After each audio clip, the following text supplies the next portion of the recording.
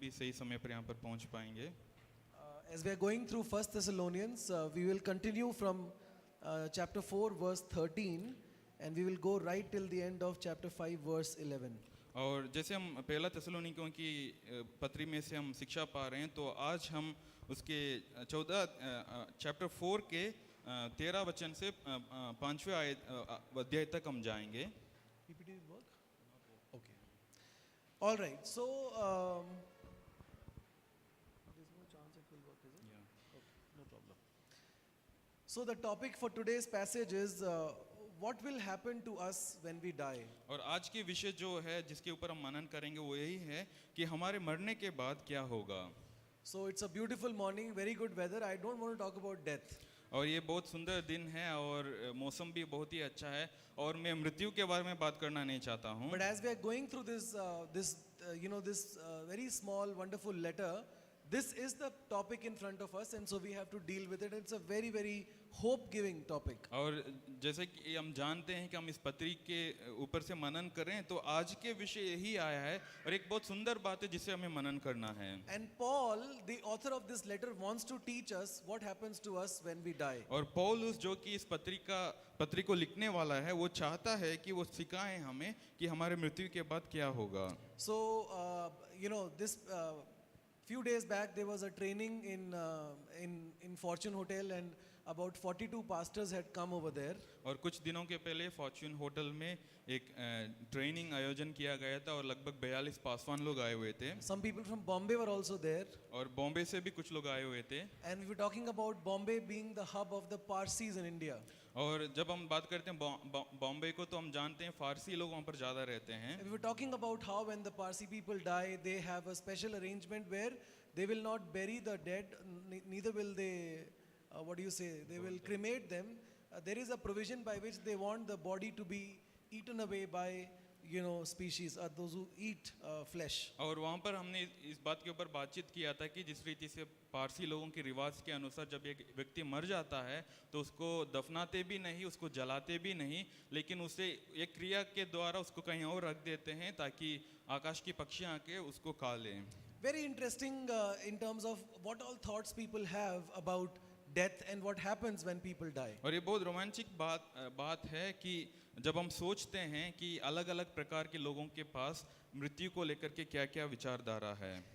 So it is a very common thing for us to even talk to people about what is death and what happens after a person dies. और एक साधारण विषय है, यदि हम लोगों से भी बात करते हैं, लोगों से पूछते हैं कि मृत्यु क्या है और मृत्यु के बाद क्या होता है। Maybe we all know what happens to the flesh, what happens to the body after death. We all know, but the interesting question people have is what happens to the spirit after somebody dies. सब लोग ये जानते हैं कि मृत्यु के बाद शरीर के साथ क्या होगा, यानी बॉडी के साथ क्या होता है, वो नाश हो जाता है, लेकिन लोगों के पास इसका जवाब नहीं है कि हमारे आत्मा जो है उसके साथ क्या होगा।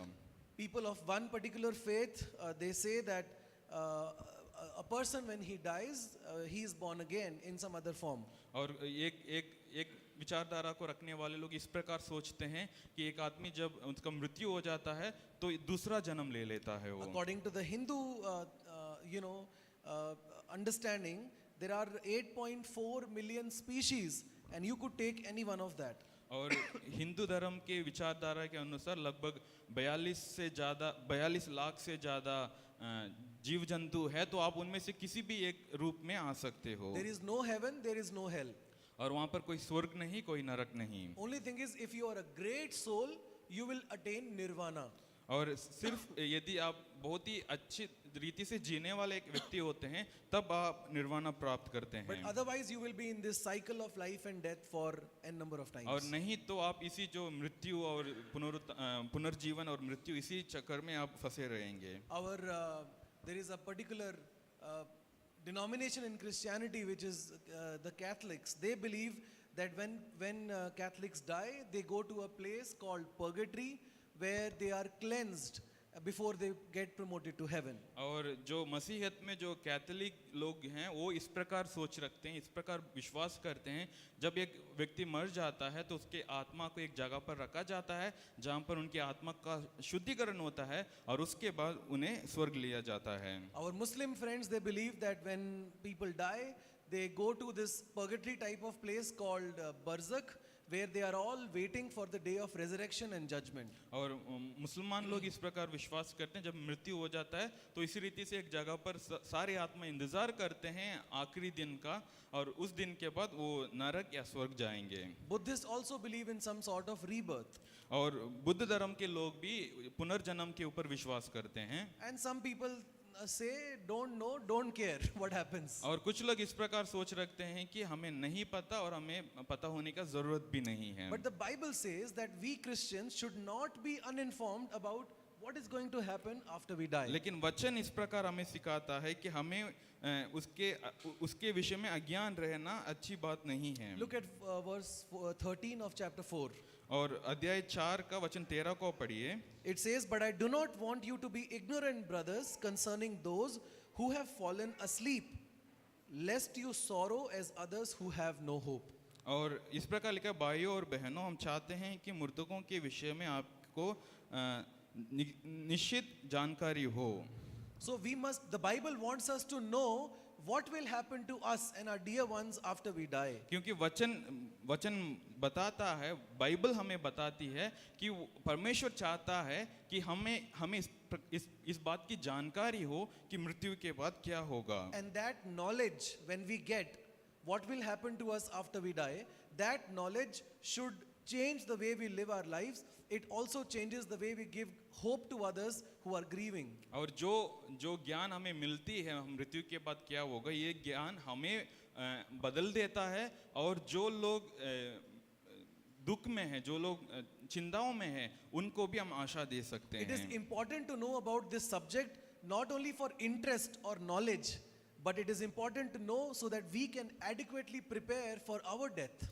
और ये सिर्फ इसलिए हमें ज्ञान प्राप्त नहीं करना क्योंकि ये कोई ज्ञान की बात है या इसको सुनने में अच्छा लगता है, इस कारण नहीं, क्योंकि ये हमारे मृत्यु के लिए भी हमें तैयार करता The है। believers in Thessalonica did not know about this question. So when Timothy went, they sent a question with Timothy and said, "We want to know about this." और क्योंकि थिस्सलुनीका की कलीसिया के लोगों को इस विषय में कोई जानकारी नहीं थी, इसलिए जब पौलुस ने तिमोथियुस को भेजा था थिस्सलुनीकी कलीसिया को, तब उन्होंने इस सवाल को तिमोथी के द्वारा पौलुस को पहुंचाए थे। Look at chapter 3 verse 10 and see over there Paul says something very interesting about the church.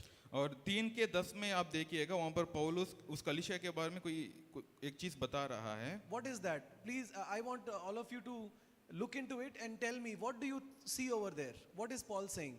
पौलुस वहां पर क्या बता रहा है? Anyone can speak up.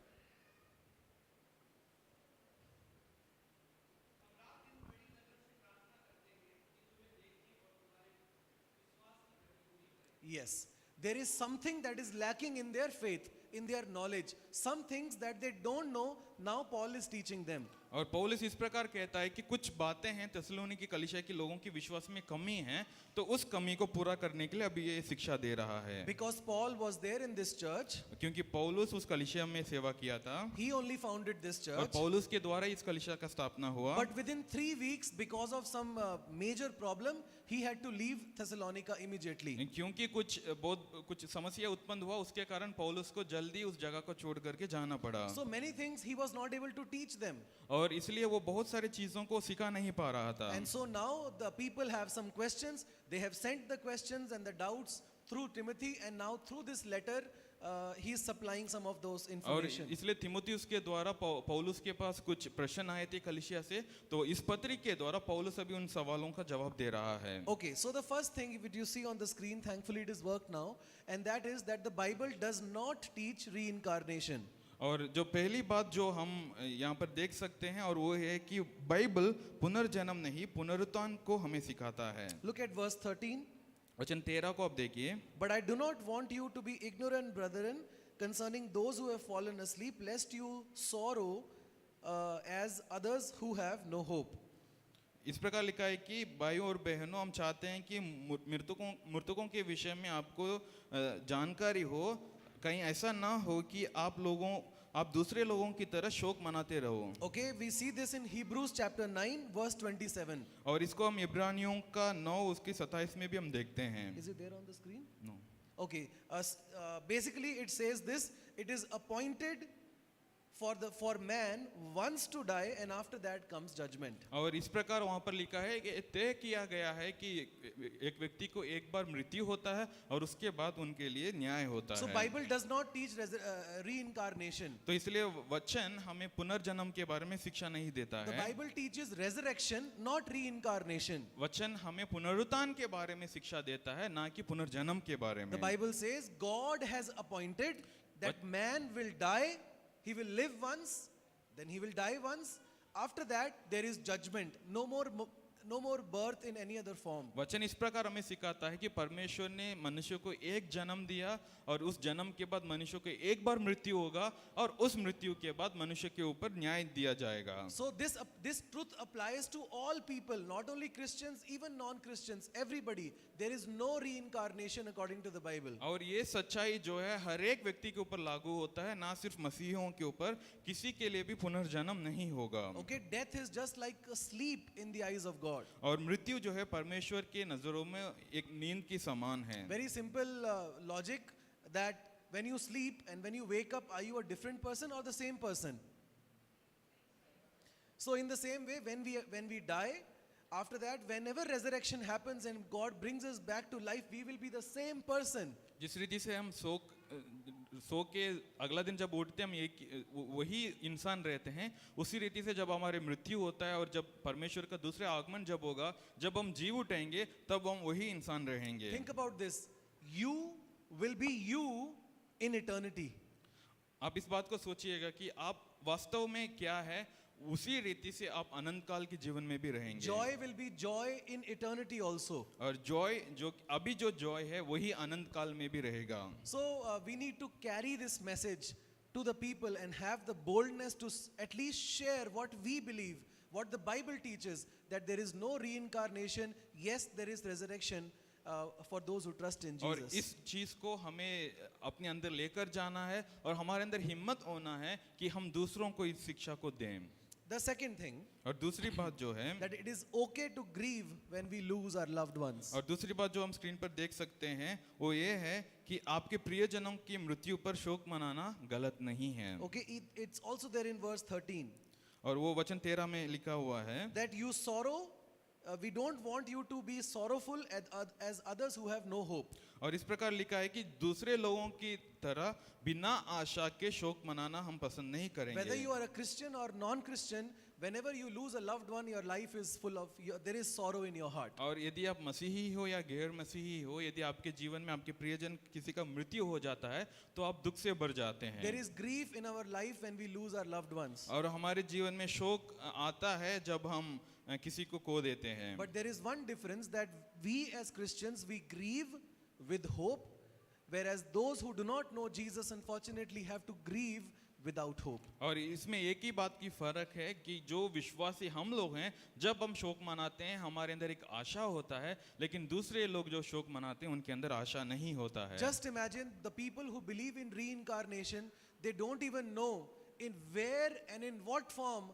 will they have no knowledge about what happens after और death. इस बात को आप सोचिएगा, जो लोग पुनर्जन्म पर विश्वास करते हैं उनके पास कोई भी योजना या कोई भी प्लान नहीं रहेगा कि उनका अगला जन्म कहाँ होने वाला है। They have no knowledge. उनके पास कोई ज्ञान नहीं है। They have this vague idea, okay, maybe I will be born in some other form, in some other place. That's all. और उनके पास सिर्फ यही एक सोच है कि शायद मैं अगले जन्म पर कहीं और कहीं रीति से मैं जन्म हो जाऊंगा। Imagine they don't even know that there is no reincarnation. और इस बात को सोचिए, उनके पास ये ज्ञान तक भी नहीं है कि पुनर्जन्म होता ही नहीं। How can they possibly have hope? और तो उनके पास कैसे उम्मीद हो सकती है। But the gospel of the Lord Jesus Christ has given us hope. लेकिन परमेश्वर का सुसमाचार जो यीशु मसीह के द्वारा हमें मिला है वो हमें आशा देता है। As a daughter of Jesus, as a son of Jesus, as a child of Jesus, we know our past, present and future. और यीशु मसीह का संतान होने के नाते हमें हमारे पास्ट और हमारे वर्तमान और हमारे भविष्य सब हमें पता है। This is the security and protection that we have. और यही जो सुरक्षा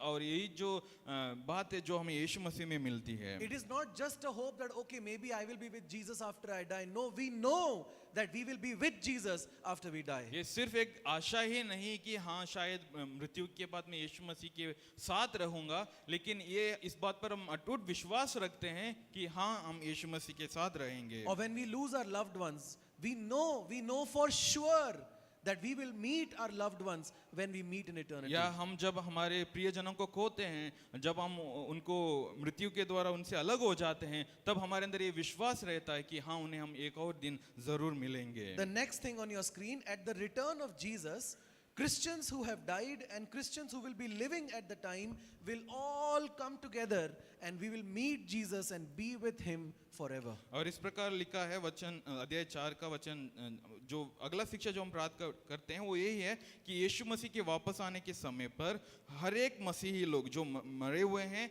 और जो जीवित हैं, हम सब लोग एक साथ इकट्ठे होंगे और उस यीशु मसीह को मिलेंगे और यीशु मसीह के साथ हमेशा हमेशा के लिए रहेंगे। This passage, this verse 14 to 18 does not speak about non-believers. और ये जो वचन है 14 से लेकर 18 ये गैर विश्वासियों के बारे में बात नहीं करता है, But we do know from the general understanding of scripture that when Jesus comes, he is going to judge the non-believers as well. लेकिन हम जो वचन के ज्ञान से हम इस बात को देख सकते हैं कि जब यीशु मसीह वापस आएगा वो अविश्वासियों को भी न्याय करेगा। Over here, Paul is trying to teach the Christians what happens to them after they die. यहाँ पर पौलुस मसीहियों को ये बात सिखाता है कि मसीहियों के साथ क्या होगा जब यीशु मसीह वापस आएगा। The hope that we have of seeing our Lord and our loved ones again comes from the death and resurrection of Jesus. और जो आशा हमें मिलती है, जो इस बात के ऊपर हम आशा करते हैं कि हम हमारे खोए हुए लोगों को दोबारा मिलेंगे, वो आशा जो है हमें यीशु मसीह के मृत्यु और पुनरुत्थान से मिलता है। All the believers today who are dead, who are no more on this earth, they are with Jesus in heaven. और जो भी विश्वासी लोग इस धरती पर जीकर मृत्यु पाए हैं वे सब अभी यीशु मसीह के साथ स्वर्ग में हैं। Look at verse 18. वचन 18 को आप देखिए। Therefore comfort one another with these words. और इस प्रकार लिखा, इसलिए एक दूसरे को इन वचनों को कहकर सांत्वना दो। My dear friends, verse 18, you know what it means?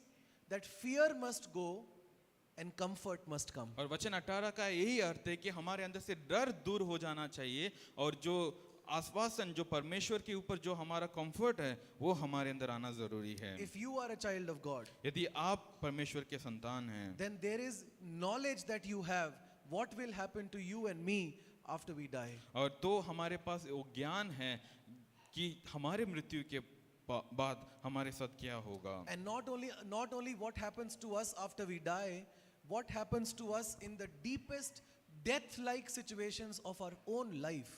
और सिर्फ ये नहीं कि हमारे मृत्यु के बाद क्या होगा, लेकिन हमारे जीवन के समय में भी जो मृत्यु जैसे हालात आती है उसमें भी क्या होगा, इसका The ज्ञान हमारे struggles पास of है। our life. हमारे जीवन की परेशानियों में भी। You know, I am these days with full energy and passion and interest, I am recording a lot of new songs. और आजकल मैं बहुत जोश के साथ बहुत सारे नए गीतों को रिकॉर्ड कर रहा हूँ। And yesterday I was doing the editing with somebody in Delhi from morning 10:30 to night almost 10:30 I left. So 12 hours I was there. मैं कल लगभग 12 घंटे दिल्ली में एक व्यक्ति के साथ रहकर उस गीतों को एडिट कर रहा था। And that this young man who was helping me, when he was coming down to see me off, his son began to cry like, "Daddy, don't go," like that. He was a very small boy. और जब वो व्यक्ति जो मुझे मेरे साथ वो edit कर रहा था, वो मुझे मेरे गाड़ी तक छोड़ने के लिए जब नीचे आया था तो उनका बेटा रोने लगा कि पापा आप मुझे छोड़कर मत जाओ। And I was telling him, Victor, as a father, I long for the day when my daughter Ariana will cry like this and say, "Papa, don't go," because she is having a medical condition where she does not recognize me. तो उस भाई का नाम Victor था, तो मैंने Victor को इस प्रकार बताया था कि भाई विक्टर, मैं उस दिन के लिए तरस रहा हूँ जिस दिन मेरी बेटी खुद मुझे इस प्रकार चिल्लाएगी और कहेगी पापा आप ऐसे मत जाओ, क्योंकि मेरे बेटी कि शरीर में एक कुछ चीजें हैं जिसके कारण वो अब बोल नहीं पा रही है, and she does not even know I am her father. और वो इतना जानती भी नहीं है कि मैं उनके पिता हूँ। And Victor told me one thing. तो विक्टर ने मुझे एक बात बताया, Pastor Jesus knows everything. तो उन्होंने यही बताया कि पास्टर यीशु मसीह सब जानते हैं। And I was just thinking of that. For me, it is not death, but it is a sorrowful situation I live in day and night to see my daughter in that condition. तो मैं इस चीज़ के ऊपर जब सोच रहा था तो मुझे इस बात के ऊपर ये सोच आया, शायद मेरे लिए मृत्यु वो बात नहीं है, लेकिन अभी जो दुख में जो पीड़ित हूँ, वो जो दिन रात मुझे दुख देता रहता है मेरे बेटी के विषयों को सोचकर, तो वो शायद मेरे लिए विषय हो सकता For है। me, what is the meaning of verse 18? मेरे लिए वचन 18 क्या मतलब रखता है? Fear must go, comfort must come. वही है कि डर चले जाना चाहिए और कंफर्ट जो है अंदर आना चाहिए। God knows the future of my daughter. परमेश्वर मेरी बेटी के भविष्य के बारे में जानता है। God knows your future. परमेश्वर आपके भविष्य के बारे में जानता है। God knows every situation you are going through. परमेश्वर हर एक हालत जिससे आप गुजर रहे हैं वो सब परमेश्वर जानता है। God loves you like a mother. परमेश्वर एक माँ की तरह आपसे प्रेम रखता है। God sings songs for you, the Bible says. और परमेश्वर आपके लिए गीत गाता है, यही वचन हमें The बताता Bible है। says, He lifts you up in His arms, and in that way, like a father rejoices with a child, He lifts you up and He sings songs of joy and He celebrates you. This is how much God the Father loves you. और वचन इस प्रकार बताता है कि एक पिता अपने बच्चे को ऊपर उठाता है और उस बच्चे के लिए आनंद का गीत गाता है, उसी रीति से हमारे परमेश्वर हमें उठाता है और हमें आनंद के गीत से भर देता है। So for death, we have no fear. और इसलिए मृत्यु को लेकर के हमें कोई डर नहीं, And for death-like situations in our life, we have no fear. और जो मृत्यु समान जो हालत हमारे जीवन में आता है उसको लेकर के भी हमें कोई डर नहीं। Jesus is going to come back और यीशु मसीह वापस आने वाला है, and He is going to make everything all right. और जब वो आएगा तो वो सब कुछ सही कर देगा। I want to say one more thing here. मैं एक और चीज यहाँ पर बताना चाहता हूँ। Have you heard people tell one another when problems are, arise in their life? Have you heard this statement, everything will be all right? तो क्या आपने ऐसे लोगों को बोलते हुए सुना है कि जब कोई समस्या में हम पीड़ित हैं तो वो आकर कहते हैं चिंता मत करिएगा, सब कुछ ठीक हो जाएगा? Have you heard this statement? क्या आपने सुना? Have you spoken this statement to others? क्या आपने इस रीति से किसी को बताया? Now this statement is half true and half lie. और ये जो बात है ये आधी सच्चाई है और आधी गलत भी है। Because until the coming of Jesus, everything will not be all right. क्योंकि जब तक यीशु मसीह वापस नहीं आएगा तब तक सब चीज सिद्ध नहीं होगा। We'll say this again.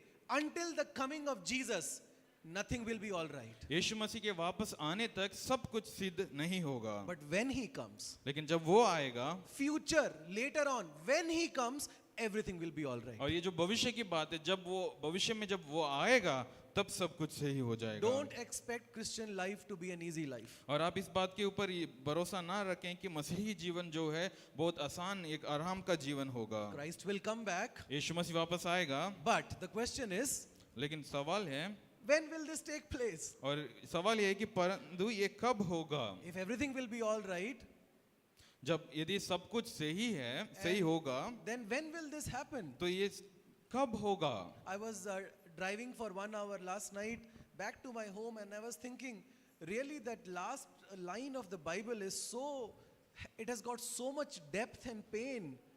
The last line of the second but last, last but second, it says, come Lord Jesus. और जब मैं वापस आ रहा था तो गाड़ी में मैं इसी बात को सोचते हुए आ रहा था कि बाइबल के जो दूसरी आखिरी वचन जो है जो हम प्रकाशित वाक्य में देखते हैं वहाँ पर सिर्फ यही लिखा हुआ कि यीशु मसीह आप जल्दी आइए। This is the hope of creation is the return of Lord Jesus. और क्योंकि जो सारे रचनाओं की जो एक ही आशा है वो यही है यीशु मसीह के वापस Things will आना। be all right when Jesus comes back. जब यीशु मसीह वापस आएगा तब सब सही हो जाएगा। When will this take place? When will He come back? और लेकिन ये कब होगा?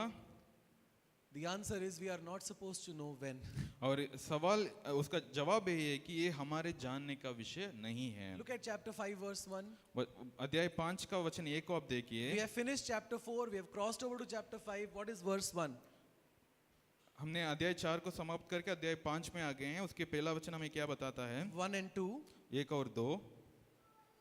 But concerning the times and the seasons, brothers, you have no need that I should write to you, for you yourselves know perfectly that the day of the Lord so comes as a thief comes in the night. और इस प्रकार लिखा है, भाइयों और बहनों, आप लोग अच्छी तरह से जानते हो कि प्रभु का दिन रात के चोर की तरह आएगा, इसलिए इसके निश्चित समय के विषय में आपको कुछ लिखने की कोई आवश्यकता नहीं है। You know, in Acts chapter 1 verse 7, before the ascension of Jesus into heaven, Jesus gave some big vision, and then the future he told what's going to happen, and the disciples said, Lord, when will this happen? And Jesus said, it is not for you to know. और जब प्रकाशित वाक्य प्रेरितों के काम के पहले अध्याय में भी जब हम देखते हैं, जब यीशु मसीह स्वर्ग की ओर उठा लिए गए थे, उसके पहले जब 6 लोग यीशु मसीह से पूछे थे कि प्रभु ये कब होगा, तो परमेश्वर ने भी उन्हें यही जवाब दिया, ये आपको जानने का विषय नहीं है। Thank God that we know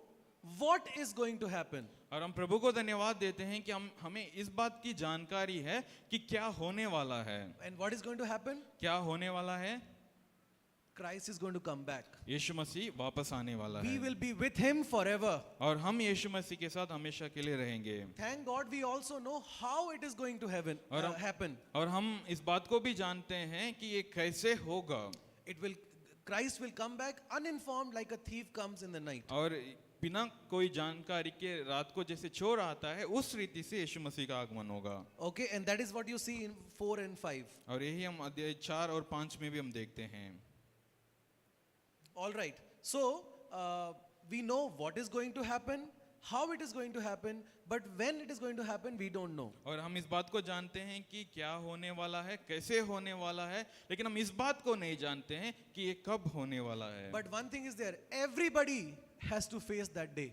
और लेकिन एक बात है कि हम सबको उस दिन का सामना करना होगा। Christians, non-Christians, atheists, everybody has to face that day. और मसीही, गैर मसीही और जो कोई परमेश्वर पर विश्वास नहीं करता, नास्तिक लोग, सबको उस दिन को सामने करना होगा। Look at verse 3. They will say peace and safety. Today there is raining. I think people will be making nice dishes and wonderful things will be happening today. Peace and safety. Then sudden destruction will come upon them as labor pains upon a pregnant woman, and they shall not escape. इस प्रकार लिखा है कि जब लोग ये कहेंगे अब तो शांति और सुरक्षा है, तब भी विनाश और गर्भवती की पीड़ा की तरह उन पर ये अचानक आ पड़ेगा। So the question is, तो सवाल ये है, what should we do then?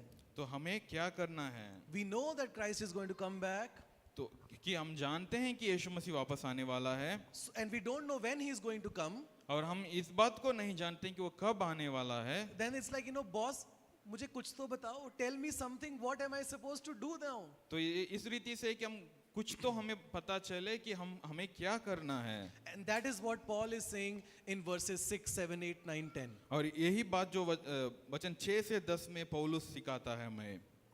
And he is telling us what we should do because Jesus is coming back. What should we do? और यही वो कह रहा है कि हमें क्या करना है, क्योंकि यीशु मसीह वापस आने वाला है, तो हमें क्या करना है। Look at the screen, and the first thing we should do is we must be awake and sober. और पहली बात जो हमें करना है, जो वचन 6 में हम देख सकते हैं, वो यही है, हमें जागते रहना है और होश में रहना है। It says, therefore, let us not sleep as others do, but let us watch and be sober. और इस रीति से बताता है वचन 6, इसलिए हम दूसरों की तरह नहीं सोएंगे बल्कि जागते हुए सतर्क रहेंगे।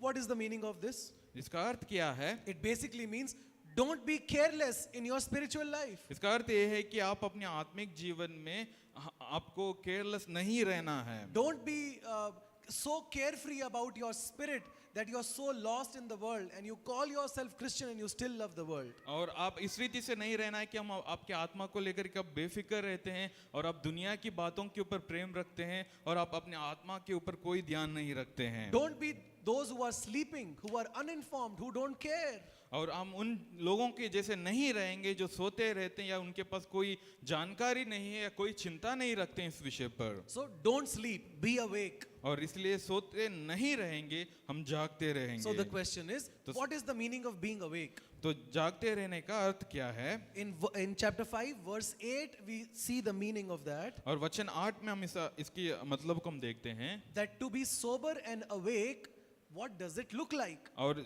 जागते रहना और होश में रहना कैसे होता है? And that is, और वो look at verse 8. और वचन 8 को आप देखें, But let us who are of the day be sober, putting on the best breastplate of faith. और So इस- the first thing that you see there is that you will grow in your faith. और जो पहली बात जो हम वचन 8 में देखते हैं वो ये है कि जागते रहने का अर्थ ये है कि हम अपने विश्वास में बढ़ते रहेंगे। So everybody look here. सब लोग यहाँ ध्यान से सुने। Christians of Thessalonica did not know the truths about what happens after death. और थिस्सलुनीकी की कलीसिया के लोगों को ये सच्चाई नहीं पता था कि मृत्यु के बाद क्या होगा, They don't know about it. और उनको ये एक जानकारी नहीं है। Paul came, पौलुस आया, planted the church. कलीसिया को स्थापना किया, 3 weeks, 3 हफ्ते में Paul left. वो वापस चला गया। So the church, much of the Christian information they don't have. तो उस कलीसिया के पास बहुत सारे जो मसीही जानकारी है वो नहीं है। So when Timothy was there, तो तब तिमुथियुस वहां पर they आया sent him with the question and said, find out from Paul and tell us. और उन्होंने उस सवाल को तिमुथियुस को देकर के बताया कि ये पौलुस से पूछकर हमें बताएं। And so what is lacking in their understanding, now he is supplying through the letter. और जो उनके विश्वास में कमी है उसे इस पत्री के द्वारा पौलुस पूरा कर रहा And है। one thing that was lacking was the knowledge of what happens after death. और उसमें एक बात जो उनके अंदर कमी रह गई थी वो यही था कि मृत्यु के बाद जो चीज होगी उसके बारे में जो ज्ञान। And so he is telling that when you die, there is hope that we will meet our loved ones और तो again. यही शिक्षा देता है कि जब हम मृत्यु होता है तो हमारे पास एक आशा होता है कि हम यीशु मसीह के साथ पाए जाएंगे। That's why we learned in our Indian context, it is important to know that there is no reincarnation, there is only resurrection. और इसलिए हमें अपनी भारतीय सोच विचार के अनुसार इस बात को समझना बहुत जरूरी है कि पुनर्जन्म नहीं होता है, पुनरुत्थान होता है। So Paul is telling the Thessalonican believers that Christ will come back, and when he comes back, we will all meet with him and we will be with him forever. और इसलिए पौलुस उस थिस्सलुनीकी कलीसिया को बताता है कि जब यीशु मसीह वापस आएगा तो हम सब लोग उनके यीशु मसीह के साथ मिलेंगे और यीशु मसीह के साथ हमेशा के लिए रहेंगे। So definitely he is going to come back. तो इसलिए सच में यीशु मसीह वापस आने वाला है। And we know how he is going to come back. Suddenly he will come back. और हम इस बात को भी जानते हैं कि यीशु मसीह कैसे वापस आने वाला है, वो अचानक आएगा। But we don't know when he is going to come लेकिन back. हमें इस बात को नहीं पता कि वो कब आएगा। So what should we do until he comes back? तो हमें क्या करना है जब तक यीशु मसीह वापस आए? We must be awake and sober, which means we should not be careless about our spiritual तो life. हमें तब तक जागते रहना है और सतर्क रहना है, होश में रहना है। What is the meaning of being awake? और होश में रहने का अर्थ क्या है? The 3 things. और ये 3 विषय जो है, First thing, पहली बात grow in your faith. विश्वास में हमें बढ़ना है Be in the faith. और विश्वास में बने रहना है, Grow in your faith. अपने विश्वास में बढ़ना है। And growing in your faith is not something that happens automatically. और विश्वास में बढ़ने वाली बात जो है अपने आप होने वाली एक चीज नहीं है। We need to have the disciplines, spiritual disciplines in our life if we want to grow in the faith. हमारे पास आत्मिक अनुशासन होना बहुत जरूरी है यदि आप चाहते हैं कि आप विश्वास में आगे बढ़ें। It is also important to notice the footsteps of Jesus in your Christian life so far, and that love of Jesus that you will notice, yes, God has been with me. That faithfulness of Jesus will also increase your faith for your और future. आपको आपके जीवन में यीशु मसीह की पदचिन्हों को देखना है कि अब तक परमेश्वर ने आपकी मसीही जीवन में कितने अद्भुत कार्यों को किए हैं और उसके द्वारा आप प्रभु यीशु मसीह के प्रेम को समझ पाएंगे और वो प्रेम आपको मदद कर सकता है कि आप और विश्वास में आगे बढ़ने Look के at लिए। verse 8. वचन 8 को आप देखें, Everybody look at verse 8. वचन 8 को सब लोग देखें, Let's read together. सब लोग मिलकर इसे पढ़ें। But let us हम who तो are दिन of के the day हैं, be sober, विश्वास putting on the में, breastplate प्रेम of में, faith प्रेम का and कवच, मुक्ति। love. Now look at the screen. The second thing, the meaning of being awake and sober is that we will live a life of love.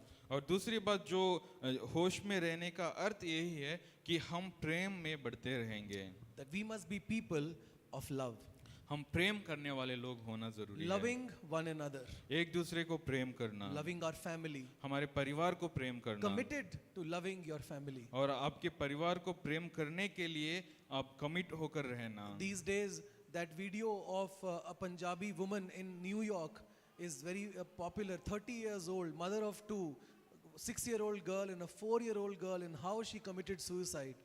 और आजकल एक video जो social media पर viral हो रहा है वो एक पंजाबी स्त्री जो अमेरिका में रहती है जिनके पास 6 साल की एक बेटी और 4 साल की एक बेटी है और जिस रीति से उन्होंने खुदकुशी कर ली है। How she was beaten up every day brutally for 8 years finally in New York, living in that kind of a country, and still she had to resort to only one solution, that is she had to die. She committed suicide. और वो New York में रहकर भी उन्हें पिछले 8 सालों से उनको बहुत सताया गया था परिवार के लोगों के द्वारा, और वो आखिर में यही निर्णय लिया है कि अपने आप को खत्म कर लें.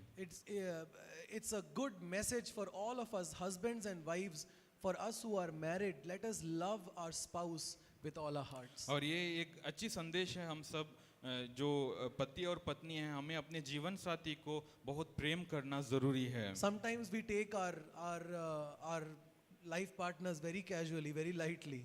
और कई बार हम अपने जीवन साथी को बहुत हल्के में ले लेते हैं. Let us love the life partner God has given us. और आइए हम उन जीवन साथी को प्रेम करेंगे जिसे परमेश्वर ने हमारे लिए दिया है. And so, not only loving society, those who you don't know, but the people you live with, build your family. Let your children grow watching a loving parents. और ना सिर्फ उन लोगों को जो समाज में रहते हैं जिनको आप जानते भी नहीं हो उनसे आप प्रेम करोगे, लेकिन आपके परिवार में जो लोग हैं, आपके प्रियजन जो आपके परिवार में हैं, उनसे आप प्रेम में आगे बढ़ें.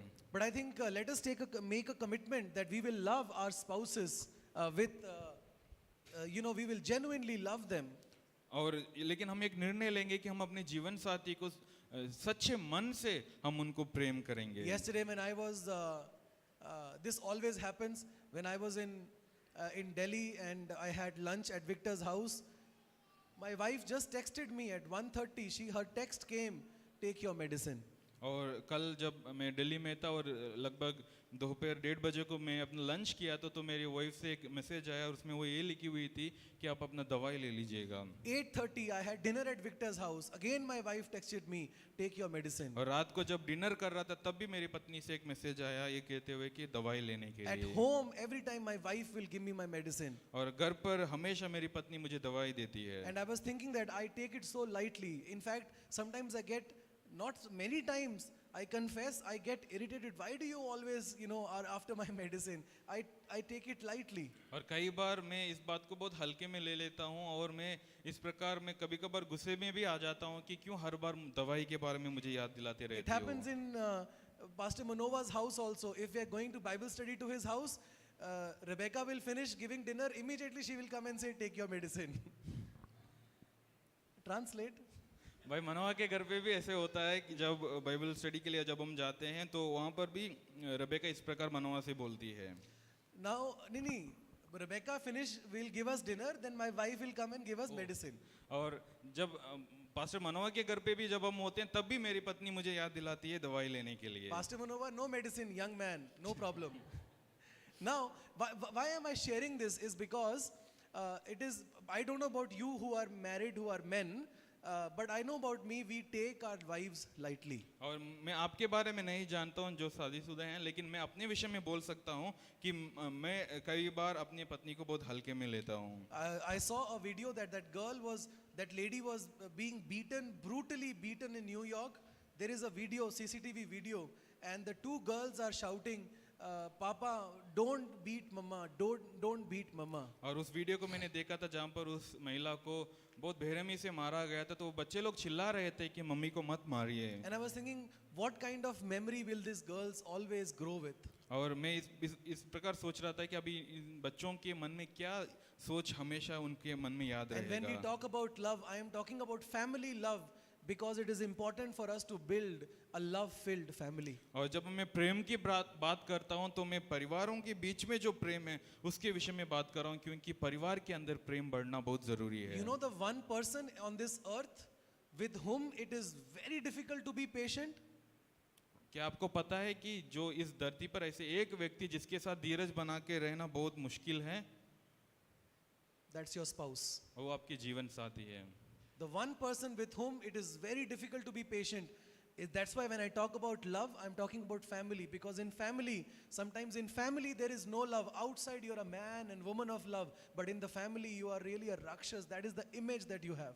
तो इसलिए मैं इस प्रेम के विषय में पारिवारिक प्रेम की बात कर रहा हूँ, क्योंकि कई बार आप बाहर बहुत प्रेम करने वाले व्यक्ति बनते हो, बाहर के लोगों से बहुत प्रेम से बात करते हो, लेकिन परिवार के अंदर वो प्रेम दिखाई नहीं देता। Christ is coming back. यीशु मसीह वापस आने वाला We है, don't know when he is coming back, और हम नहीं जानते कि कब वो वापस but आएगा, definitely he is coming back. लेकिन जरूर वो वापस आएगा। Until then, what should we do? तो तब तक हमें क्या करना है? The Bible says, grow in your faith वचन कहता है कि हमें विश्वास में बढ़ना है and live a life of love. और हमें प्रेम की एक जीवन जीना है। Charity begins at home, Mother Teresa said. और जिस प्रकार मदर तेरेसा ने बताया था कि चैरिटी जो है, जो प्रेम जो है, घर से उत्पन्न होता है So सबसे start पहले। loving your family. तो इसलिए आप अपने परिवार को प्रेम करना Be शुरू करें। patient with your children. अपने बच्चों के साथ धीरज बनाए Be रखें, patient with your family members. अपने परिवार के लोगों के साथ धीरज बनाए रखें। Do what you can do to make them feel loved instead of just like me enjoying the love of your spouse. Give love. और सिर्फ ये ना करें कि आप सिर्फ प्रेम को प्राप्त करते रहें, लेकिन आप भी उनको प्रेम दें। And the third meaning of being awake and sober, and I close with this, and that is confidence of your salvation. और तीसरी बात जो होश में रहने का अर्थ ये है कि उद्धार का आश्वासन हमारे अंदर होना जरूरी है। Again, my illustration example comes from my time with Victor yesterday. और कल जो विक्टर भाई के साथ मेरा समय था, उसमें से मैं एक और बात आपको बताना चाहता हूँ। We were doing music for 12 hours. हम लगभग 12 घंटे म्यूजिक कर रहे थे, Evening 6 o'clock we had a 1 hour of Bible discussion. और शाम को 6 बजे के आसपास हम वचन से कुछ बातचीत करना शुरू किए थे। Some discussion about alcoholism started, और जो नशापन के ऊपर कुछ बात हुई, and Victor said, then we will lose our salvation. तो उन्होंने ये बताया था कि हम अपने जो उद्धार को देंगे। And I said, Victor, we need to have assurance of our salvation. तो Otherwise, salvation is no salvation. How can it give you peace if it is something that you can lose? You cannot lose your salvation. तो मैंने उनको इस प्रकार बताया था कि भाई विक्टर, आपको आपके उद्धार के विषय पर बहुत दृढ़ आश्वासन होना जरूरी है, क्योंकि यदि वो आश्वासन आपके अंदर नहीं है तो आप आशा कैसे प्राप्त करोगे। Look at verse 9. वचन 9 को आप देखें। God did not appoint us to wrath, but to obtain salvation through our Lord Jesus Christ. और इस प्रकार लिखा है कि परमेश्वर ये नहीं चाहता है कि हम उसके क्रोध के शिकार बने, बल्कि अपने प्रभु यीशु मसीह के द्वारा मुक्ति प्राप्त करें। Look at verse 10. वचन 10 को देखें। Who died for us, जो मसीह हमारे लिए मरा, that whether we live or die, or whether we awake or sleep, we should live together with him. और ताकि यदि हम जिए या मरे, हम हमेशा यीशु मसीह के साथ जीवित बनाए So जाएं। my dear friends, confidence for your salvation comes from knowing Jesus really well. और यीशु मसीह को अच्छी रीति से जानने के द्वारा ही आपको उद्धार का आश्वासन मिलता है। And we close with this question. Final question तो एक is, इस सवाल के साथ हम समाप्त करेंगे। do you love Jesus? क्या आप यीशु मसीह को प्रेम करते हैं? How is your love relationship with Jesus? और आपको आपका और प्रभु यीशु मसीह का प्रेम का जो रिश्ता वो किस रीति से है? Is he still your first love? क्या यीशु मसीह अभी भी आपका पहला प्यार है? Do you passionately love Jesus? क्या आप पूरे मन से आप प्रभु से प्रेम करते हो? Right now, are you enjoying Jesus in your heart? क्या इसी वक्त क्या आप यीशु मसीह को आपके हृदय में, यीशु मसीह के आनंद को महसूस कर रहे हो? May God bless you and help you to answer this question and to make the changes in your life that you need to make. और प्रभु यीशु मसीह हमें आशीष करें और हमें मदद करें, ताकि जो बात हमने आज देखा और जो आश्वासन हमें चाहिए उसके अनुसार हम अपने जीवन को बदल सकें।